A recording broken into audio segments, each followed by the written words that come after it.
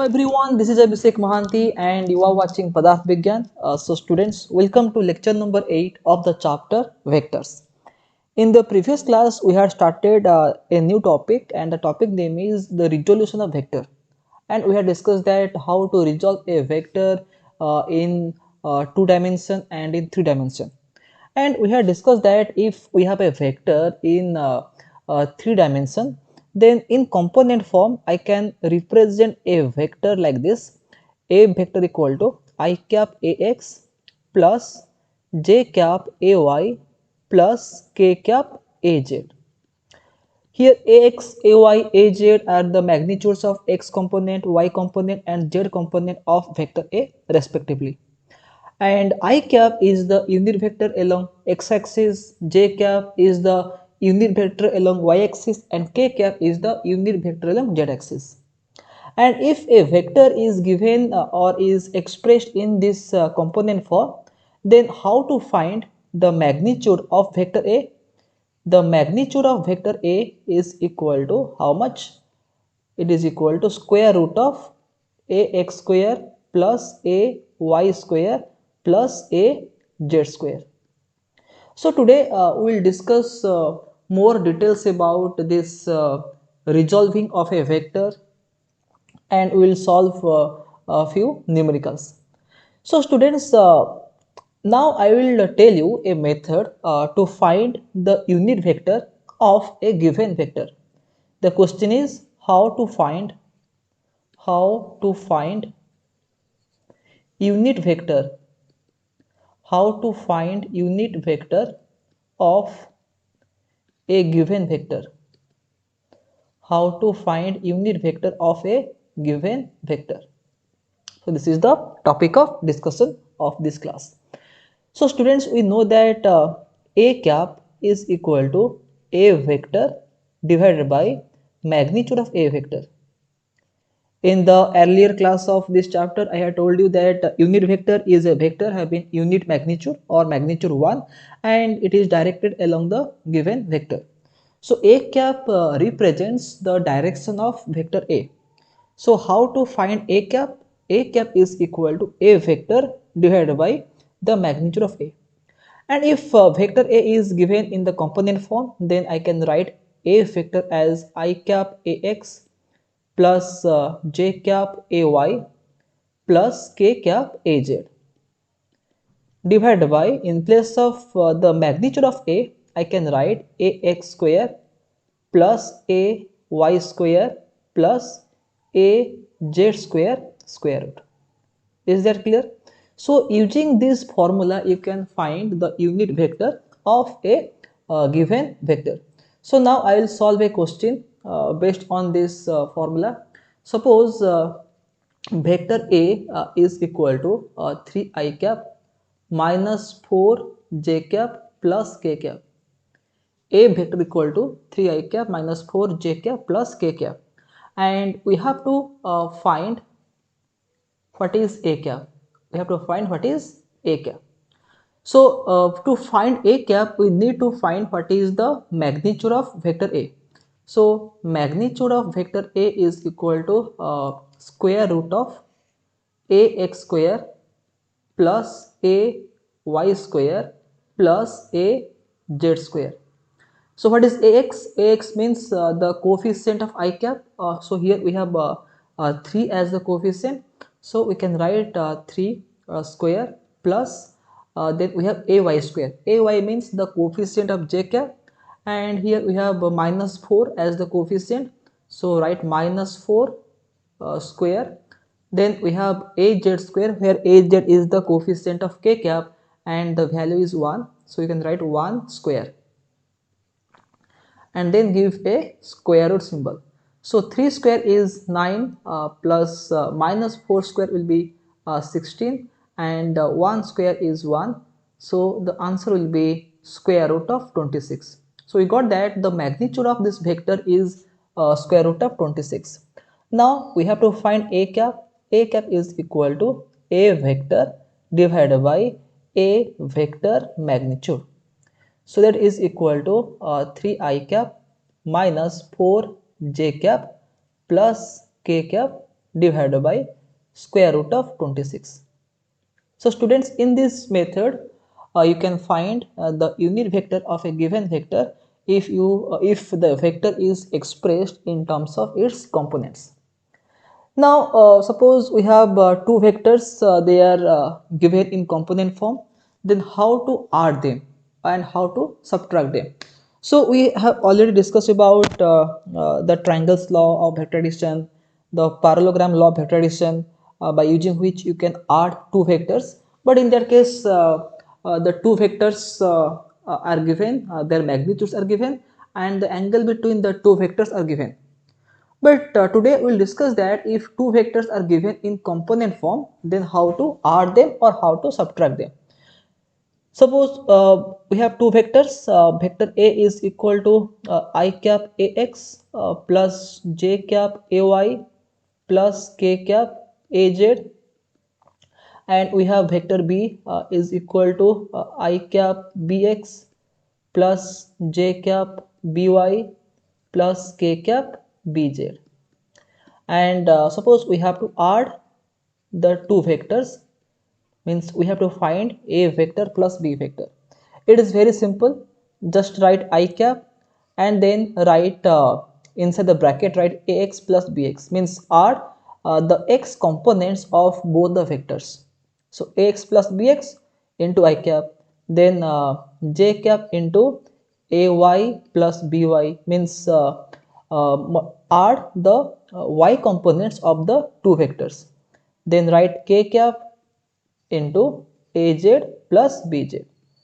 So in this way you can add the two vectors. Similarly, if you have to subtract vector b from vector a, means you have to find a vector minus b vector, then again it is very simple, write I cap, just replace the plus sign with a minus sign, ax minus bx plus j cap ay minus by plus k cap az minus bz. So in this way you can subtract two vectors. So in a single formula I can write that a vector plus or minus b vector is equal to I cap ax plus or minus bx. If you are adding the two vectors, give a plus sign. If you are subtracting the two vectors, give a minus sign. Then plus j cap ay plus minus by, then plus k cap az plus minus bz. So this is the formula to add or to subtract two vectors if they are expressed in terms of their components. So now we will solve a problem based on this formula. For example, we have two vectors. Suppose vector A is equal to I cap minus 2j cap plus 3k cap, and vector B is equal to minus 2I cap plus 5j cap minus k cap, and here we have to add the two vectors. Then what will be the value of a vector plus b vector? That is equal to simply write I cap into ax plus bx. So look at the coefficient of I cap. The coefficient of I cap is 1. It means ax is 1. So write 1 here. Then plus, what is bx? Bx is minus 2. So write minus 2 here. Is that clear? So this is the first term. Then write j cap into ay plus by. So ay is minus 2. So write minus 2 here, plus by. By is 5. So write 5 here. Plus k cap az plus bz. Az is 3 and bz is minus 1. So write 3 plus minus 1. So the answer will be how much? It will be 1 plus minus 2 means minus 1. So minus 1 into I cap means minus I cap. Then we have minus 2 plus 5. So minus 2 plus 5 is 3. So 3 into j cap is 3 j cap. Then we have 3 plus minus 1 means it is 2. So we have plus 2 k cap. So a vector plus b vector equal to minus I cap plus 3j cap plus 2k cap. And suppose you have to find the magnitude of a vector plus b vector. If you have to find the magnitude of this vector, then use the same formula, that is the square of x component, yes, the square of x component plus square of y component plus square of z component, and then give a square symbol. So a vector plus b vector magnitude will be how much? Look at the coefficient of I cap. So we have minus 1, so minus 1 square. Then look at the coefficient of j cap, it is 3, so write 3 square plus coefficient of k cap is 2, so write 2 square here. So we'll get 1 plus 9 plus 4, so the answer will be square root of 14. And similarly, if you want to find a vector minus b vector, a vector minus b vector, then write I cap ax minus bx, so ax is 1 minus bx is minus 2, then write j cap ay minus by, so ay is minus 2 minus by is 5, then write k cap az minus bz, az is 3 minus bz is minus 1, so the answer will be 1 minus minus 2 means 1 plus 2, that will be 3, so we'll get 3 I cap, then minus 2 minus 5 is minus 7, so minus 7 j cap, then we have plus 4 k cap. So this is the value of a vector minus b vector. And again, if you want to find the magnitude of this a vector minus b vector, then you can write square root of 3 square plus minus 7 square plus 4 square, so that is equal to 9 plus 49 plus 16. So 9 plus 16 is 25, 25 plus 49 is 74, so the answer is square root of 74. So in this way you can add or subtract two vectors if they are given in the component form. Now I will give you another example of this of the significance of resolution of a vector. For example, suppose you have a surface like this, and on this surface you have a body, and the mass of the body is, let us say, 5 kg. And suppose assume that a force of 10 Newton, F equal to 10 Newton is applied on the body, such that the force makes an angle 30 degree with x-axis or with the horizontal. Then the question is find the acceleration, find the acceleration of the body along horizontal direction, along horizontal and vertical direction, along horizontal and vertical direction. And then you have to find the total acceleration, find the total acceleration. So students, always remember that you can resolve a vector quantity, you can never resolve a scalar quantity, because vector has some direction, so it makes some angle with some axis, so we can resolve a vector quantity. So in this example, the vector is force which is 10 Newton, and that force makes an angle 30 degree with the horizontal direction. Suppose this is the x-axis, and this one, the vertical direction, is the y-axis. So we have to find the acceleration of the body along horizontal and along vertical direction, means along x-axis and along y-axis. So the magnitude of the total force is 10 Newton, but to find the acceleration along the x-axis, means the horizontal acceleration ax, we know that acceleration is equal to force by mass. So acceleration is also a vector quantity. So to find the acceleration along x-axis or acceleration along the horizontal direction, we must find the x component of force, and then I will divide that force with the mass. And what is the x component? The component of this force along x-axis will be F cos 30. In the previous class, I had told you how to resolve a vector. So if this angle is 30 degree, then you will get F cos 30 along x-axis and F sin 30 along y-axis. Is that clear? So Fx will be F cos 30, and if you divide the mass, then you will get the acceleration along x-axis. So F cos 30 is how much? F is 10, cos 30 is root 3 by 2, and the mass is how much? The mass is 5 kg. So 2 and 10 will cancel, you will get 5 here, and 5 will cancel. So the answer will be root 3 meter per second square. Means the x component of acceleration will be root 3 meter per second square.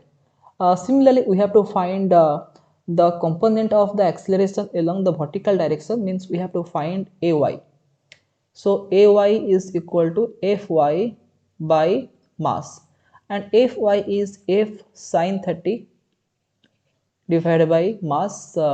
So F is 10, sin 30 is half, divided by mass is 5. So 2 and 10 they'll cancel, you'll get a 5 here, 5 cancel, you'll get 1. So the vertical acceleration will be 1 meter per second square. It means this body whose mass is 5 kg, it will experience accelerations in both the directions. So Ax is found to be root 3 meter per second square, and Ay is found to be 1 meter per second square. So after finding the x and y component of the acceleration, I can write the final expression for the acceleration, which is a vector quantity. The total acceleration A vector is equal to how much? It is a I cap Ax plus j cap Ay. Don't write k cap Aj because we are talking about the plane. The force is acting on a plane. So this is xy plane. So what is ax? Ax is root 3. So write root 3 I cap plus ay is 1. So 1 into j cap, or only j cap. So this much meter per second square is the acceleration. This is in the vector form. But we have to find what is the magnitude of the acceleration. That is equal to root 3 square plus 1 square square root. So root 3 square is 3, plus 1 square is 1. So 3 plus 1 is 4, and square root of 4 is 2. So the net acceleration, the magnitude of the total acceleration is found to be 2 meter per second square. This is we found this value using the vector method or by resolving the vector.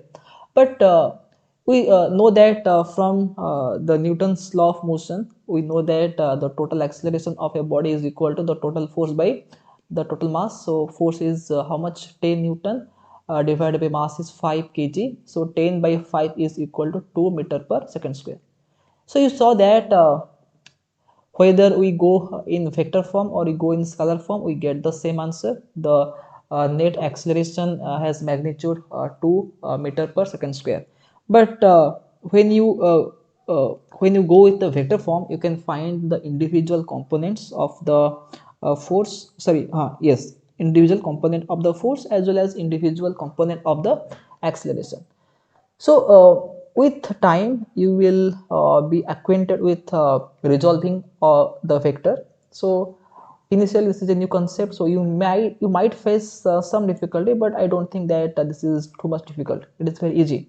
So if you focus on the different steps that I am doing, then definitely you can easily resolve a vector along different components. So remember that whenever you are going to resolve a vector, always focus on the angle. Always focus on the angle between the vector and on the given axis. So and finding the angle, you can easily find the component of the vector along different axes. So hopefully you have understood all the things that I had discussed in this class, and definitely will solve more and more problems based on this concept, based on the concept of uh, resolution of a vector. So gradually your concept, your idea will be clear. So that's all for today's class. In the next class I will come with some more concepts. So till then, have a nice day and bye bye.